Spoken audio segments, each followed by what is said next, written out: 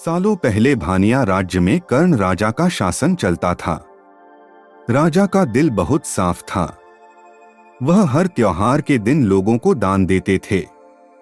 इस साल भी एक त्योहार के अवसर पर राजमहल में दान लेने वालों की भीड़ लग गई। राजा ने सबको भर भर कर दान दिया। अंत में कमर को झुकाते हुए एक महिला राजा के पास दान लेने के लिए पहुंची। लेकिन तब तक राजा के पास दान देने के लिए कुछ भी नहीं बचा। राजा ने तुरंत अपने गले से हीरे का हार निकालकर उस महिला को दे दिया। वह महिला राजा के सिर पर हाथ फेरते हुए आशीर्वाद देकर चली गई। अगले दिन राजा अपने बगीचे में बैठकर सोच रहे थे कि मेरे जीवन में एक पुत्र की कमी है। भगवान ने मुझे सब कुछ दिया, लेकिन पुत्र सुख पता नहीं क्यों नहीं दिया। तभी राजा के गोद में आकर एक आम गिरा। राजा इधर उधर देखने लगे। उनके मन में हुआ कि आखिर यह आम मेरी गोद में आया कैसे? तभी कुछ देर बाद उन्हें बहुत सारी परियां दिखीं। उन सभी परियों में से एक नीली आंखों वाली परी राजा के सामने आई और बोलने लगी कि इस आम को अपनी पत्नी को देना। यह आम तुम्हें पुत्र रत्न देगा। इसे खाने के 9 महीने बाद ही तुम्हारी पत्नी मां बन जाएगी। वैसे तुम्हारे भाग्य में पुत्र सुख तो नहीं है, लेकिन तुम दिल के साफ हो और बहुत दानी हो, इसलिए तुम्हें यह सुख मिला है। बस यह सुख तुम्हें सिर्फ 21 साल तक मिलेगा। जैसे ही तुम्हारे बेटे की शादी होगी, उसकी मौत हो जाएगी। राजा ने दुखी मन से नीली आंखों वाली परी से पूछा, क्या इसका कोई उपाय नहीं है? परी ने कहा, राजन, कल मैं कमर झुकाते हुए एक साधारण महिला के रूप में तुम्हारे दरबार में दान लेने के लिए आई थी। देखो, जो माला तुमने मुझे दी थी वो मेरे गले में है। तुम्हारे इसी कर्म और दूसरों की मदद करने की भावना के कारण मैं तुम्हें पुत्र का आशीर्वाद देने के लिए आई हूं। लेकिन तुम्हारा बेटा 21 साल से ज्यादा नहीं जी पाएगा। फिर भी तुम उसकी मौत होते ही उसे एक संदूक में डाल देना। उसके बाद संदूक में 4 दही के घड़े रखना और बीच जंगल में लाकर छोड़ देना। इतना कहकर नीली आंखों वाली परी वहां से ओझल हो गई। राजा ने महल जाकर सारी बात अपनी पत्नी मैत्री को बता दी और उसे आम खाने के लिए दिया। राजा की पत्नी ने आम खाने के ठीक 9 महीने के बाद एक पुत्र को जन्म दिया। बेटा होने की खुशी में राजा ने बहुत बड़ा जश्न रखा। जश्न के बाद बेटे का नाम देव रखा गया। होते होते राजकुमार देव की उम्र 21 साल की हो गई। उसके विवाह के लिए प्रस्ताव आने लगे। राजा ने एक बुद्धिमान लड़की वत्सला से अपने बेटे की शादी करा दी। शादी के कुछ ही दिनों के बाद नीली आंखों वाली परी की बात सच हो गई और राजा का बेटा देव मर गया। राजा और रानी नीली आंखों वाली परी की बात भूल गए थे। जब देव के अंतिम संस्कार के लिए राजा लोगों के साथ श्मशान की ओर बढ़ने लगे तो राजा को परी की बात याद आ गई। तुरंत राजा ने सबको एक बड़ा सा संदूक और 4 दही के घड़े लाने के लिए कहा। संदूक आते ही राजा ने भारी मन से अपने बेटे को उसमें डाला और दही के 4 घड़े भी रख दिए। उसके बाद राजा ने अपने सैनिकों की मदद से उस घड़े को घने जंगल के बीच में रख दिया। वहां से लौटने के बाद राजा का मन किसी काम में नहीं लगा। कुछ समय बाद देव की पत्नी अपने मायके चली गई। समय बीता और देव की मृत्यु को 1 साल हो गया। देव की पत्नी वत्सला के घर एक बूढ़ा आदमी खाना मांगने के लिए पहुंचा। उसने बड़े प्यार से उसे खाना खिलाया। खाना खाने के बाद उस भिखारी ने अपना हाथ धोने के लिए दूसरे हाथ की मुट्ठी खोली।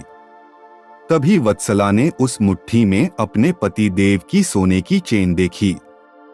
वत्सला ने तुरंत भिखारी से पूछा, आपको यह चेन कहां से मिली?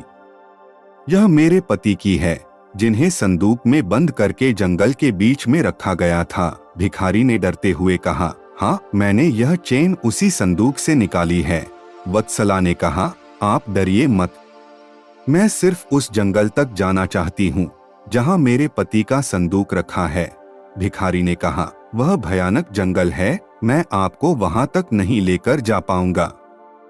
हाँ, आप चाहो तो मैं आपको उस संदूक से थोड़ी दूर ले जाकर छोड़ सकता हूँ।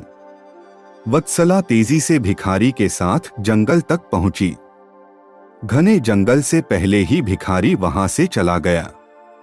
फिर वत्सला अकेले अपने पति के संदूक को ढूंढने के लिए निकल पड़ी। वहां जाकर उसने अजीब सी चीजें देखीं। उस संदूक के पास बहुत सारी परियां थीं। वत्सला पेड़ के पीछे छुपकर उन्हें देखने लगी। वत्सला ने देखा कि सारी परियों के बीच से एक नीली आंखों वाली परी आई और उसने संदूक में एक लकड़ी देव के मृत शरीर के सिर के पास और एक पैर के पास रखी। तभी देव संदूक से बाहर निकल आया। परियों ने देव को मिठाई खिलाई और दोबारा संदूक के अंदर डालकर लकड़ियों की स्थिति बदल दी। रोज रात को नीली आंखों वाली परी इसी तरह से देव को संदूक से बाहर निकालती और फिर उसी में भेज देती थी। वत्सला डरते हुए उसी जंगल में फल खाकर 3 से 4 दिन तक यह सब देखती रही। एक दिन वत्सला ने भी संदूक खोलकर नीली आंखों वाली परी की तरह ही लकड़ी की स्थिति को बदला। तभी देव संदूक से बाहर निकल आया। देव ने जैसे ही अपनी पत्नी को देखा, वह हैरान हो गया। देव कुछ बोल ही रहा था कि अचानक वत्सला बोल पड़ी, मैं आपको इस जंगल में इस स्थिति में रहने नहीं दूंगी। आपको मेरे साथ चलना होगा। देव ने वत्सला को समझाते हुए कहा, मैं नीली आंखों वाली परी की वजह से ही इस दुनिया में आया हूं। मैं उनकी आज्ञा के बिना कहीं नहीं जा सकता। तुम मेरे संदूक में रखा हुआ एक घड़ा अपने साथ लेकर मेरे राज्य चली जाओ। वहां छुपकर रहना। तुम्हें 9 महीने बाद एक पुत्र होगा, तब मैं तुमसे मिलने आऊंगा। अब तुम लकड़ी की स्थिति बदलकर मुझे पहले की तरह संदूक में जाने दो। वत्सला ने अपने पति के कहे अनुसार ही किया। सबसे पहले संदूक में पति को भेजा।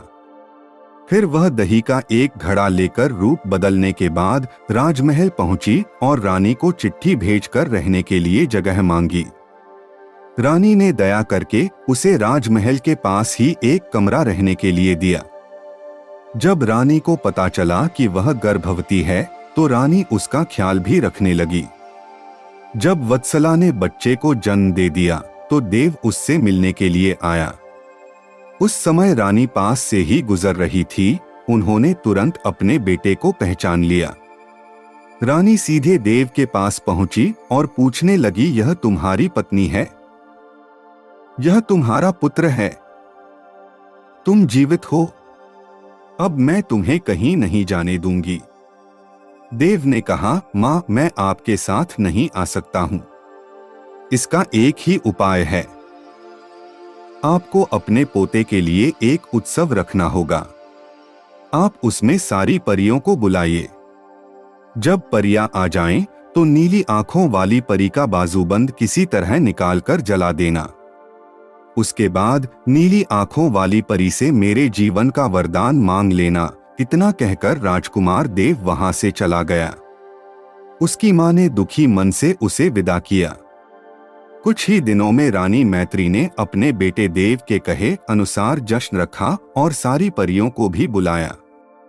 सभी जश्न में डूबे हुए थे। तभी रानी मैत्री का पोता रोने लगा। रोते बच्चे को देखकर नीली आंखों वाली परी ने उसे अपनी गोद में उठा लिया। तभी रानी मैत्री ने परी से कहा, देखिए न, इसे आपका बाजूबंद पसंद आ गया है। तभी तो आपके पास आते ही इसने रोना बंद कर दिया। क्या आप कुछ देर के लिए अपना बाजूबंद इसे खेलने के लिए दे देंगी?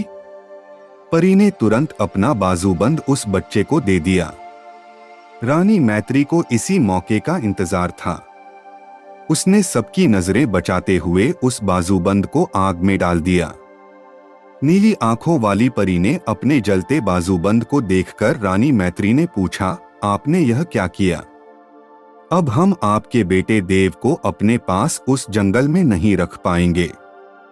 यह सुनते ही रानी मैत्री ने रोते हुए परी से प्रार्थना की, उन्होंने कहा, आपकी कृपा से मुझे बेटा हुआ था। अब आपको ही कृपा करके मेरा बेटा लौटाना होगा। मैं आपसे अपने बेटे देव की भीख मांगती हूँ। नीली आंखों वाली परी को मां का प्यार देखकर दया आ गई और उन्हें आशीर्वाद दे दिया। परी के आशीर्वाद से राजकुमार देव संदूक से निकलकर घर लौट आया। राजकुमार अपने परिवार के साथ खुशी खुशी रहने लगा। दोस्तों, इस कहानी से हमें ये सीख मिलती है कि विनम्रता से सबका दिल जीता जा सकता है और सब्र व सही रणनीति से इंसान मुश्किल काम को भी पूरा कर लेता है। Moral stories in Hindi podcast को सुनते रहिए और अपने दोस्तों के साथ शेयर करना भी मत भूलिए। मिलते हैं अगली कहानी में, तब तक अपना और अपनों का ख्याल रखें।